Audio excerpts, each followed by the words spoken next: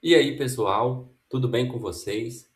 Essa é a primeira aula do canal e sobre o tema adenoma tóxico ou doença de Plummer. Está dentro aqui do conteúdo de cabeça e pescoço. Eu espero que todo mundo goste dessa aula.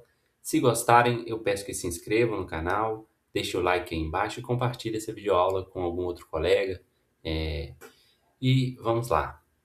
É uma aula bem mais voltada para a prática médica do que para um conteúdo teórico. E eu tentei organizar aqui de uma forma boa para que fique fixado na cabeça de vocês, né? Então, como eu já disse, o tema é sobre o adenoma tóxico, também chamado ali de doença de Plummer. O adenoma tóxico também tem o nome de bócio uninodular tóxico. É uma condição em que um único nódulo benigno da tireoide ele torna-se hiperfuncionante, ele de forma autônoma. Começa a produzir hormônios T3 e T4 sem depender do estímulo do TSH. E como consequência, vai ocasionar ali uma supressão do TSH e a instalação de um quadro semelhante ao de tireotoxicose com um hipertireoidismo ali, né? É a segunda causa mais comum de hipertireoidismo, de 5 a 15% dos casos, ficando atrás ali apenas da doença de Graves. É mais frequente em mulheres, na proporção de 13:1, e em pacientes com mais de 50 anos. A prevalência é maior em regiões também com carência de iodo. A suspeita clínica deve surgir diante de um paciente com um quadro de hipertireoidismo que está associado a um nódulo palpável na tireoide.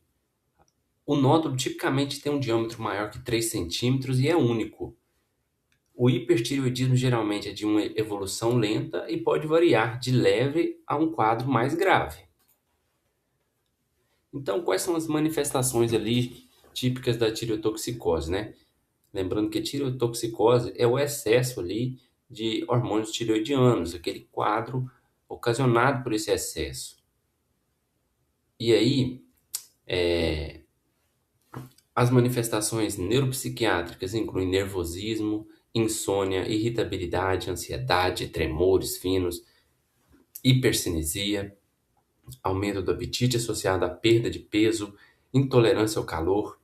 Manifestações cardiovasculares, a gente tem uma taquicardia sinusal, palpitações, fibrilação atrial, principalmente ali em idosos, aumento da pressão arterial sistólica. Manifestações dermatológicas, a gente tem a pele quente e sudoreica, cabelos finos, unhas frágeis. No globo ocular, a gente vai ter ali uma retração palpebral, um olhar assustado. E tem que ter atenção aqui, porque não é uma oftalmopatia infiltrativa, como na doença de Graves. Temos manifestações osteomusculares, como osteoporose por aumento da reabsorção óssea e uma fraqueza muscular proximal. Manifestações gastrointestinais, como o aceleramento ali do trânsito intestinal, no caso uma diarreia, náuseas também são comuns.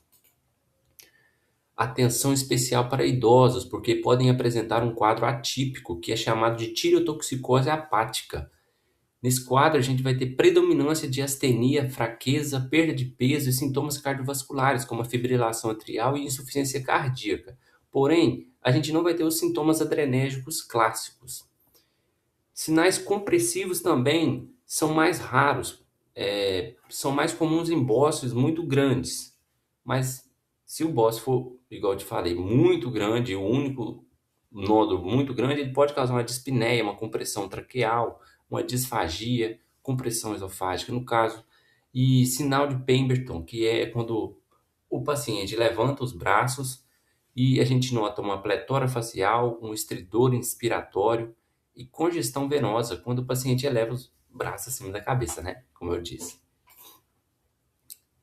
E aqui o diagnóstico.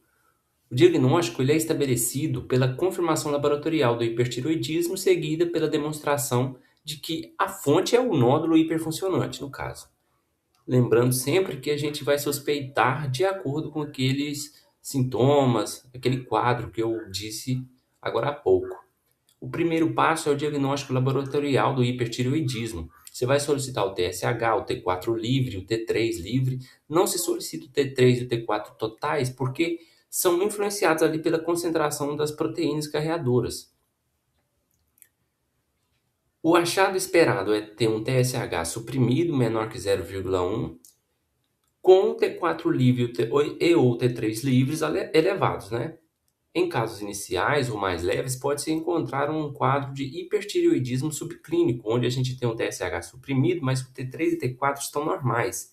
E em alguns pacientes, o aumento pode ser apenas do T3, que é uma tireotoxicose por T3, já que a fisiopatologia nodular pode ali estimular preferencialmente a produção desse hormônio.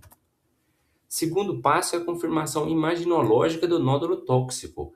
E o exame que a gente vai escolher é a cintilografia da tireoide com iodo radioativo, usando iodo 123 ou tecnésio 99M. O achado típico é um nódulo quente, hipercaptante, com captação aumentada maior que 20% e localizada no nódulo, enquanto o restante da glândula vai ter uma apresentação de captação diminuída ou ausente, pois está suprimido pelo TSH baixo. Isso confirma que o nódulo é a fonte autônoma da produção hormonal excessiva. E o terceiro passo, se necessário, é uma ultrassonografia da tireoide, que pode ser útil ali para caracterizar o nódulo, o tamanho dele, as características morfológicas, além de avaliar o restante da glândula, né? Mas o diagnóstico definitivo mesmo é com a cintilografia. E aqui a gente tem uma imagem da cintilografia, a gente pode ver aqui com a seta em vermelho o nódulo hipercaptante único. Ao redor a gente tem uma glândula suprimida. E a classificação da condição, a gente tem um adenoma tóxico, que é uma forma específica de hipertireoidismo primário. Ele pode ser subclassificado quanto ao estado funcional do paciente. Temos um hipertireoidismo franco, que é quando o TSH suprimido com o T4 livre e o T3 livres elevados, com sintomas de tireotoxicose. O hipertireoidismo subclínico, que é o TSH suprimido com T4 livre e T3 livres normais, podendo o paciente ser assintomático ou ter sintomas leves. E além disso, é importante a gente destacar aqui um outro quadro que é o bócio multinodular tóxico.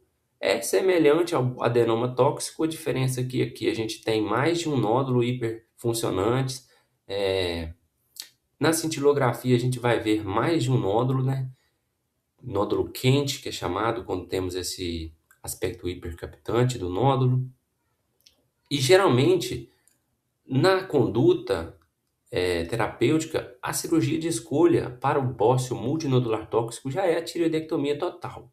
E a gente vai ver com mais detalhes como que é para o adenoma tóxico, né? Os exames complementares, além que podem ser solicitados, servem ali para avaliar as complicações e planejar o tratamento. A gente pode pedir um hemograma, que pode mostrar uma anemia normocítica, normocrômica, associada ou não à leucocitose. A gente tem uma função hepática com TGO, TGP, gama-GT e fosfatase alcalina que podem estar aumentadas. Bilirrubinas podem estar elevadas em casos mais graves. Cálcio sérico, pode haver hipercalcemia por aumento da reabsorção óssea. Glicemia de jejum, que geralmente está normal. Urina de 24 horas pode mostrar hipercalciúria. Avaliação cardiológica é obrigatória, especialmente em idosos. A gente pede ali um eletrocardiograma para avaliar taquicardia sinusal, fibrilação atrial, que é comum, né? Ecocardiograma para avaliar a função cardíaca, pois o hipertireoidismo pode levar a uma insuficiência cardíaca de alto débito. Exames de imagens adicionais se houver suspeita de complicações compressivas, uma ultrassonografia Doppler de tireoide que avalia o tamanho, características do nódulo e vascularização. TC ou ressonância magnética de pescoço se houver sintomas compressivos ou um bócio muito volumoso. Conduta e tratamento, então, do adenoma tóxico. O tratamento visa controlar ali os sintomas do hipertireoidismo e eliminar a fonte autônoma de produção hormonal, que é o nódulo. As duas principais opções definitivas são cirurgia e radioablação com iodo 131. A escolha deve ser individualizada. O passo obrigatório para todos os pacientes sintomáticos é o controle adrenérgico. Antes, então, de qualquer tratamento definitivo, pacientes com sintomas adrenérgicos como palpitação, taquicardia, ansiedade, tremores devem receber um beta-bloqueador. O mais usado é o atenolol, 25 e 50 mg uma vez ao dia. Já o passo definitivo fica na escolha entre uma cirurgia e a radioablação. A radioablação é feita com o iodo 131. Ela é geralmente preferida, exceto em caso das contraindicações, que eu vou dizer mais à frente. O paciente então ingere o radioativo na dose ali que varia. Não se apegue muito a esses números aqui, porque a dose varia, tem uma fórmula para calcular essa dose, que é captado pelo nódulo hiperfuncionante, destruindo-o seletivamente. As vantagens: é um método não cirúrgico, é ambulatorial, preserva a função do restante da glândula em muitos casos. Hipotireoidismo ocorre em cerca de 10%, quer dizer, em 5 anos, e 65% em 25 anos. Isso seria uma, um efeito ali colateral, digamos, do tratamento, mas não é um efeito que ocorre em todas as pessoas também. Indicações preferenciais da radioablação são em pacientes com bócios não muito volumosos, menores do que 80 gramas, sem sintomas compressivos, com bócio, com bócio com bom controle clínico. Contraindicações seria para gravidez, lactação, suspeita de malignidade, um bócio muito volumoso, maior que 80 ou maior que 50 ml, sintomas compressivos significativos, necessidade de rápida melhora também. E aí, o que a gente faz na pré-radioablação? Em pacientes idosos, cardiopatas ou com hipertireoidismo moderado grave, deve-se usar tionamidas por 3 a 8 semanas até atingir o estado eutiroideu. Suspender a medicação um mês antes do procedimento para não competir com o iodo radioativo. Pós-radioablação. O início do efeito é de 3 a 6 semanas. Aí o beta-bloqueador e a tionamida podem ser reintroduzidos após 5 dias e mantidos por 8 a 12 semanas, com retirada gradual. O segmento com TSH e T4 livre a cada 6 a 8 semanas até a estabilização deve ser feito, depois a cada 6 meses. Se necessário, reposição com levotiroxina sódica, de 25 a 200 microgramas por dia. Agora falando da cirurgia. Geralmente a escolha da cirurgia é por uma lobectomia ipsilateral, retirada do lóbulo acometido, ou nodulectomia, retirada apenas do nódulo. Em caso de bócios muito grandes ou sintomas compressivos, pode-se considerar uma tireoidectomia total. As vantagens, então, da cirurgia é rápida, tem uma rápida normalização dos hormônios, elimina definitivamente ali o nódulo, permite análise histológica também e exclui malignidade. Indicações para bócios muito grandes, sintomas que comprimem, sintomas compressivos no caso, necessidade de rápida melhora, uma suspeita de malignidade, contraindicação ou falha na radioablação. Pacientes com oftalmopatia moderada grave também são recomendados a cirurgia, embora não seja ali típica de Plummer, pode coexistir. Então, o que a gente faz no pré-operatório? A gente usa as tionamidas por pelo menos 6 semanas até atingir o estádio tireoideu para reduzir o risco de crise tireotóxica intraoperatória. Em situações de emergência, a gente pode usar ali as dexametasona e o ácido iopanoico. Pós-operatório, monitorar cálcio, risco de hiperparatireoidismo, né? Pós a cirurgia. E função também tireoidiana, TSH e T4 livre, para avaliar a necessidade de reposição hormonal. O tratamento medicamentoso exclusivo é uma segunda linha, é feito para pacientes ali que não podem ou não querem se submeter à cirurgia ou radioavalação. Podem ser usadas tionamidas por longo período de tempo.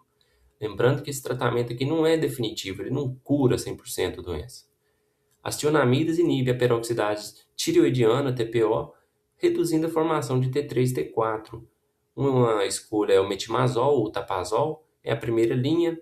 A dose de ataque dele geralmente é 5 a 40 mg por dia, conforme os níveis de T4 livre. Mantendo ele ali por 4 a 8 semanas. A dose de manutenção é de 5 a 20 miligramas por dia, manter por pelo menos 1 a 2 anos, e o tratamento exclusivo. Temos o propiltiuracil, que é uma segunda linha, é reservado para gestantes no primeiro trimestre, contraindicação ao metimazol ou crise tireotóxica. A dose de ataque é 300 a 600 miligramas por dia, dose de manutenção é de 100 a 400 miligramas por dia. Antes do início desses medicamentos, a gente solicita um hemograma e enzimas hepáticas, porque esses remédios têm muitos efeitos colaterais, ele pode dar uma insuficiência hepática, Então ele pode causar uma neutropenia também. A gente não deve usar ele se os neutrófilos forem menores do que 1.000 células por microlitros ou transaminases maiores do que 5 vezes o limite superior. Monitorar a cada 6 semanas no início, depois a cada 2 meses, com hemograma, TGO, TGP e T4 livre. O TSH demora a normalizar, 3 meses a 1 ano. Portanto, não deve ser usado ali para ajuste fino.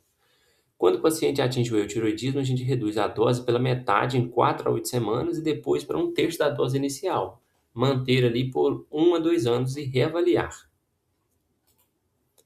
As outras opções, menos preferidas, são injeção percutânea de etanol, que é guiada por um ultrassom, é melhor para nódulos menores, né, menores de 5 centímetros.